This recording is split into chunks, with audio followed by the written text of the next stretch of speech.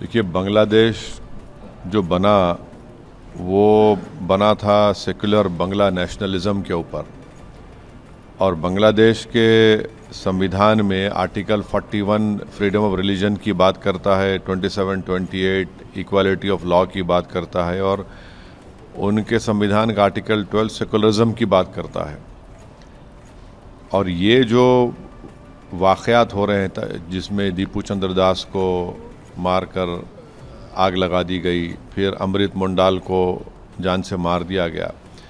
बांग्लादेश में 20 million non Muslim minorities रहते हैं, तो ये बहुत ज़रूरी है कि बांग्लादेश के जनाब यूनुस साहब इन नॉन माइनॉरिटीज़ की हिफाजत करें। और बांग्लादेश में एक पॉपुलर रेवोल्यूशन आया है,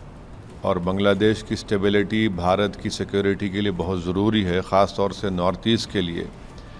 तो जहाँ पर हम दीपू चंद्र दास की हत्या और उसके जलाने की हम पुरज़ोर अल्फाज में उसकी मज़म्मत करते हैं, कंडेम करते हैं, हम उम्मीद करते हैं कि भारत सरकार भी बांग्लादेश से और भारत सरकार के हमारे देश में ताल्लुक़ात और ख़राब नहीं होंगे बल्कि अच्छे होंगे, क्योंकि बांग्लादेश की स्टेबिलिटी भारत के लिए बहुत ज़रूरी है। तो उम्मीद करते हैं, बस साथ ही साथ हमको ये भी समझना ज़रूरी है कि हमारे देश में वेस्ट बंगाल के एक लेबर को जिसका नाम जोएल शेख था, उड़ीसा के संबलपुर में उसको बांग्लादेशी कहकर मार दिया गया। त्रिपुरा के एक MBA स्टूडेंट को, जो ट्राइबल लड़का है एंजल चकमा, उसके चेहरे को देखकर उस पर तंज करके उसको मारा और पीटा गया, उसकी मौत हो गई, जो त्रिपुरा का एक ट्राइबल है। फिर नालंदा डिस्ट्रिक्ट में अतहर हुसैन को उसके कान को, उंगलियों को, पैर को काट दिया गया, जिसम में एक रॉड को